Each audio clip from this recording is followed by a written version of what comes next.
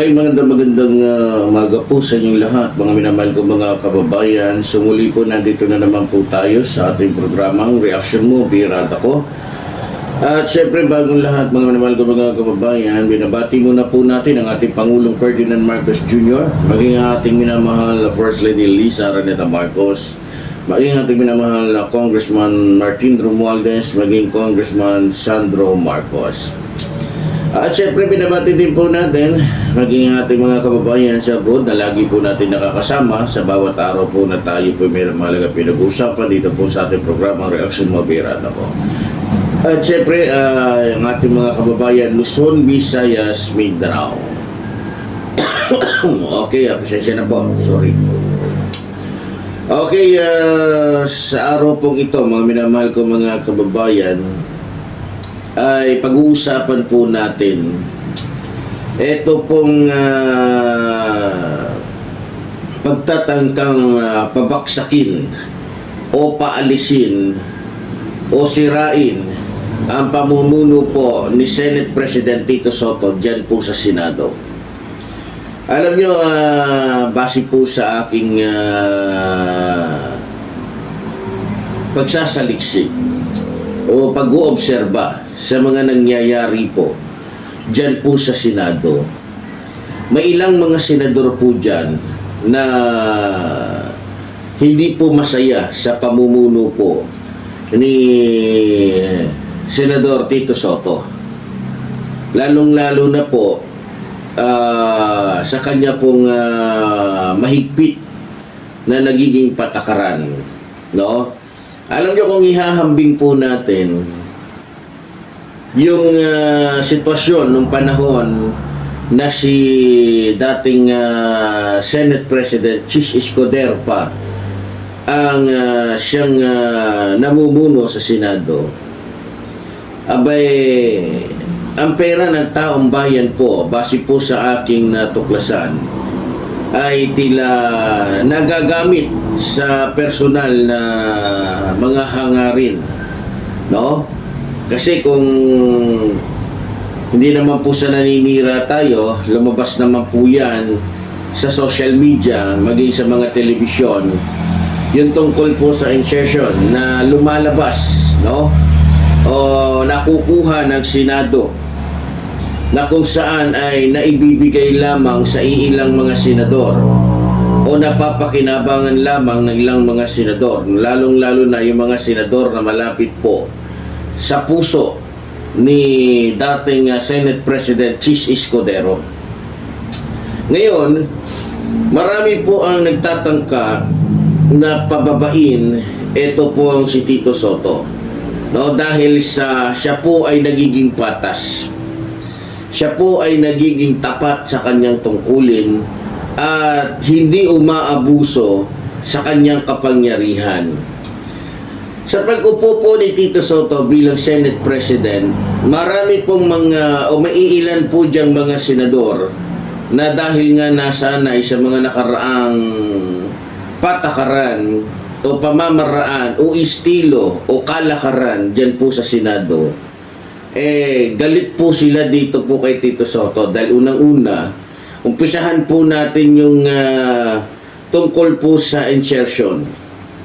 Alam nyo, napakahigpit po niya dyan napakahigpit po niya, kaya maraming galit sa kanya. May ilang mga dyan, siguro nakita nila malaking kaibahan ng panahon ni Chis Escudero o dating Senate President. Nagkakapera sila ng daan-daang milyon bawat isa, maliban lang doon sa mga hindi tumatanggap. Ito namang si dating Senate President na Chis Escudero, nakita nyo naman, sinampahan na nga ito ng kaso sa ombudsman dahil sa mga kahina-hinala at hindi maipaliwanag na yaman, no? Na kung saan isa po sa pinagkukuhanan nila ng base o dahilan, iyon nga nangyaring pagkuha ng Senado ng insertion na nagkakahalaga po ng bilyon-bilyon. So sa akin lamang pong palagay, isa din sa dahilan kung bakit po gustong pababain ng ilang mga senador dyan. Ito pong ating mahal na senador, Senador Tito Soto, dahil sa ito po ay nagiging batas sa pag-iimbestiga. Walang kinikilingan. At pagdating naman po sa impeachment complaint, laban po kay Vice President Sara Duterte, nakita naman po natin. Dismayado po si Tito Soto sa naging desisyon po ng SC, no? Ng CS pala, sorry. Hindi pala CS, sa Supreme Court, yes, CS pala. SC pala, sorry. Pasensya na po kayo, ha. Okay. So, dahil po sa kanyang pag-react o dahil sa kanyang sinabi, marami po sa mga kalaban, lalong-lalo na yung mga taga-suporta po ni Vice President Sara Duterte ang nagalit po sa kanya.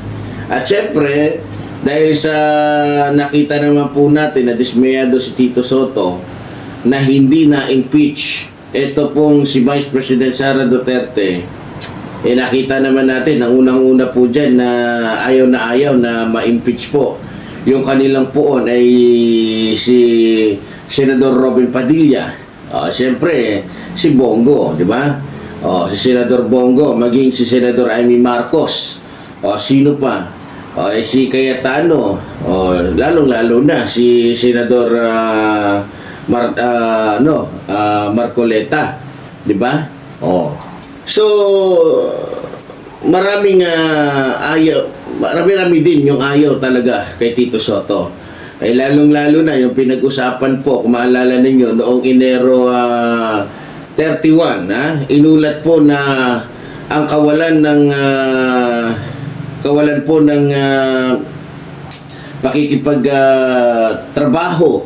trabaho ni Ronald De La Rosa o Senador Ronald De La Rosa sa Senado, yung kawalan niya ng appearance, di ba? Para gampanan ang kanyang trabaho. Yung kawalan niya ng kung saan sinisweldohan siya, wala naman doon sa mga nagiging hearing, o wala doon sa mga committee na kung saan nandoon siya dapat at nagsasalita. Di ba? So, alam nyo, malungkot po ngayon ito pong mga kaalyado po ni Vice President Sara Duterte, lalong-lalo na po itong si Peter Cayetano, no? Lalong-lalo na po yung best friend po ni Vice President Sara Duterte na si Senador Amy Marcos. Malungkot na malungkot po to dahil mukhang hindi na nila nagagawa yung mga nagagawa nila noon, no? Alam nyo, napakarami pong mga... Pero sa kabilang banda, bagamat may mga senador na ayaw po kay Tito Soto, mas marami naman ang gusto siyang manatili bilang pinuno sapagkat nakikita nila na sa kanyang pamumuno walang naaagrabyadong mga Pilipino, no? At walang nagiging issue patungkol sa katiwalaan o katiwalian ang Senado. Kasi kung maalala ninyo, noong panahon po ni Chis Escudero, kaliwat kanan po ang nakikitang mga kadumihan o kabulukan nung panahon po ni dating sa Senate President Chis Escudero. Kung ikukumpara po natin ngayon, wala pong issue ngayon tungkol sa mga insertion na yan. Walang issue tungkol dun sa mga binigyan, hinatian, di ba? So kaya maraming mga senador pa rin, katulad po ni Senador Rapi Tulfo, Erwin Tulfo, at iba pa, katulad po ng iba pang mga senador dyan na mas gusto nila si Tito Soto dahil hindi masyadong nalalapit o hindi masyadong nailalapit sa usapin patungkol sa katiwalian ang Senado, no? Ang issue lang po dyan tungkol dun sa kanilang hindi pagsang-ayon. So yan lang po ang madalas nating naririnig ngayon dyan. Kung ikukumpara po natin, mas grabe po o mas po yung mga usapin na napapakinggan natin dyan sa Senado. Kaya mahirap po talagang pabaksakin o pababain si Tito Soto, di ba? Alam naman natin sa kapangyarihan po ngayon ni Tito Soto, kung sa iba yan, malamang for the boys na naman yung mga yan. Diba? Katulad ng panahon ni dating Senate President Chis Escudero, tuwan-tuwa ang nakikinabang po dyan. Kung di ako nagkakamali, isa sa mga nakinabang doon sa insertion na nakuha ng Senado noon, na kung saan itong si Senador Jinggoy Estrada.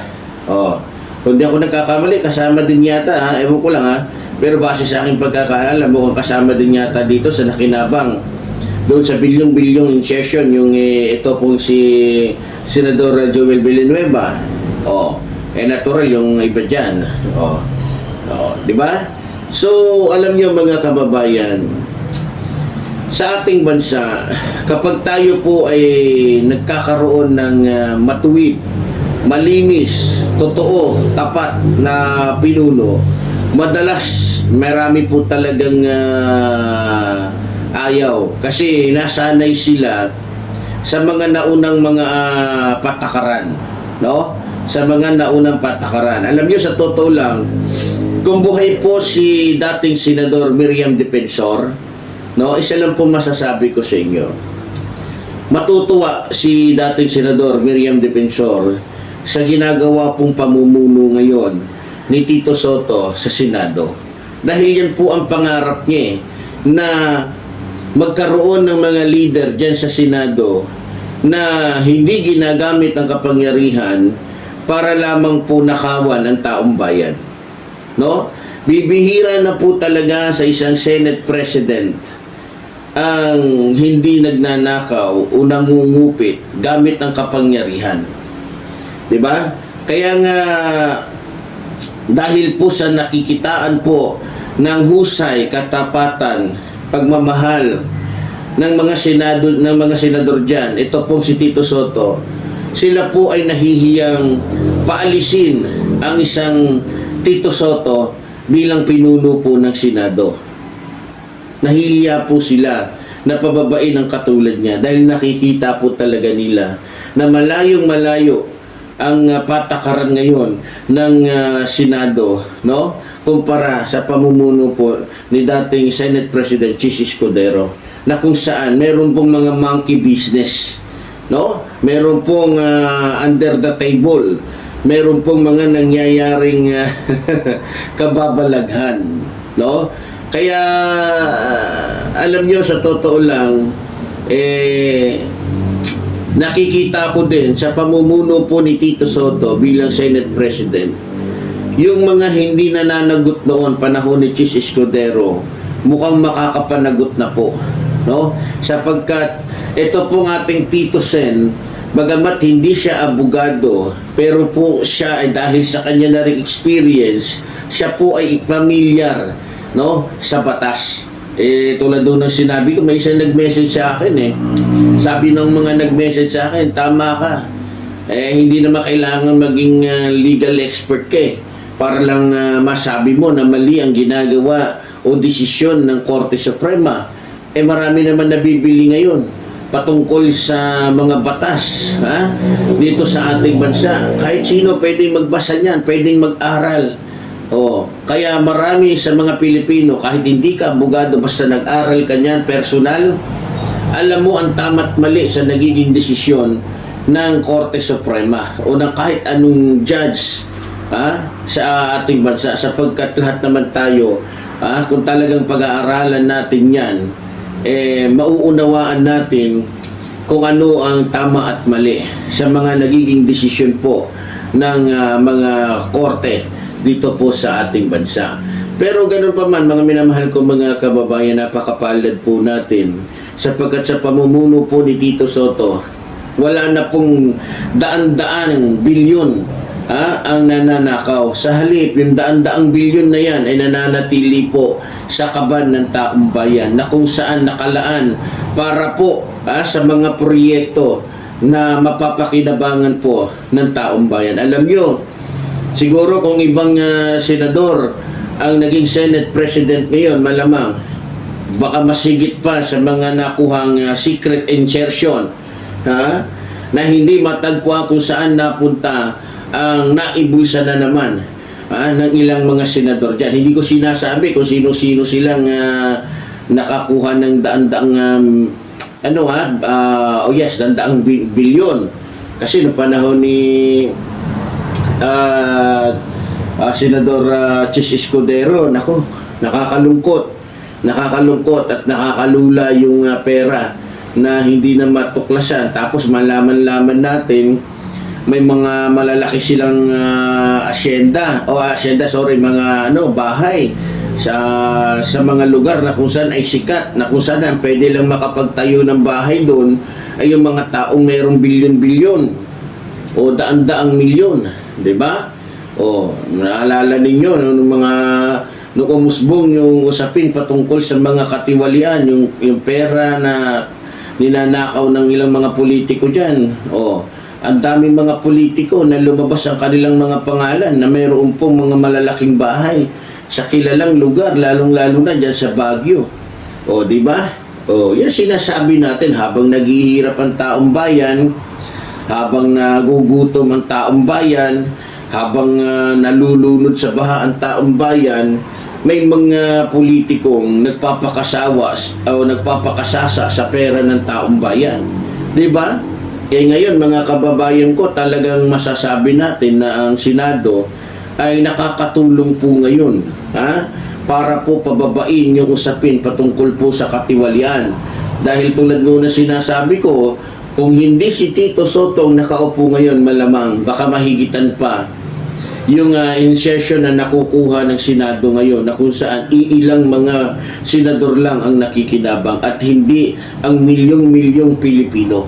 No? Kaya sa ating mga kababayan, bagamat po ang ating Tito Sotto ay hindi abogado, pero siya po ay totoo. Huwag po kayong maniwala na ang kanyang mga galawan ay ala Itbulaga. Hindi po ganun yun. No? Yan po ay paninira na lamang po sa kanya. Yung iba gusto nilang palabasin na comedy. Diba? Comedy. Hindi po ganun yun. Kitang-kita naman po yung galawan po ni Tito Sotto na bagamat siya ay isang komedyante, ang kanyang background, no? Pero pagdating po sa trabaho, ibang-iba si Tito Sotto. Kung gaano siya ka-joker, kung gaano siya ka-komedyante sa kanyang mga naganap na o nagampanang pelikula, ganoon naman po siya kaseryoso pagdating po sa trabaho, di ba? Kitang-kita naman po natin na halos kumunot na yung kilay niya para lamang po pag-isipan kung ano yung mga bagay-bagay na maitutulong ng kanyang pamumuno sa taong bayan, di ba? So, alam naman natin siguro itong ilang mga senador dyan, katulad po nila Senador Amy Marcos, Bongo at iba pa, siguro dahil wala nang nakukuhang alam nyo na, hati sa insertion, kaya kinakati siguro. Ito yung ano ko lang po hindi ko naman po sinasabing pero ang pagkakalam ko isa sila sa nakihati doon sa mga sa nakuhang insertion po ng Senado noon sa pamumuno po ni Chis Escudero o ni Senador Chis Escudero. Pero ganun pa man mga kababayan, alam nyo, may awa din ng Diyos. Kaya nakikita ninyo, di ba? So ganun pa man mga minamahal ko mga kababayan, patuloy po tayong aantabay, no, sa mga usapin po diyan po sa Senado, no? Kasi alam nyo, tingnan mo tong iba dito, mga senador, may ibang mga personal po yan na kaya gusto nilang mawala si Tito Sotto, kagaya na lang po ng iba dyan, gusto nilang itulak si Loren Legarda. Inaakit nila si Loren Legarda para lang lumipat sa kanila. Kasi kung si Amy, kung si Senador Dante Marcoleta, si Bongo, si Robin, halata na meron silang personal na interest, lalo na to si Senador Cayetano. Meron silang personal, ayaw nilang mahalata, kaya si Loren ang hinahatak nila para madagdag nila sa nila. Buti na lang ito pong si Loren Legarda, ating senadora, nanindigan, di ba? Alam niya, hindi niya kayang gampanan yung pagiging Senate President dahil mahirap yan. O, pagka nagkamali ka ng konti dyan, alam niyo naman yung mga senador dyan, gusto ng mga ilang senador kasi dyan, yung maging Senate President, maging aso nila na maging sunod-sunuran sa kanilang kagustuhan. Diba? Yan ang gusto ng ilang mga senador dyan. Lalong-lalo na ngayon, ang pinag-uusapan po, patungkol din po sa mga kakulangan. At yung hindi po pagpasok o pagpunta o pag-attend ni De La Rosa o ni Senador Bato de la Rosa sa mga sesyon dyan po sa Senado. Alam niyo naman, tinatalakay po ngayon, issue po yan ngayon. Sweldo ng sweldo, wala namang appearance. Diba? Pero ganun pa man, mga minamahal ko mga kababayan, matatapos din po ang lahat ng ito. So, ganun lamang po mga minamahal ko mga kababayan. So, muli po tulad po ng sinasabi ng lingkod, mabuhay po ang ating inang bayan, mabuhay po ang nagmamahal sa ating inang bayan. Maraming salamat po.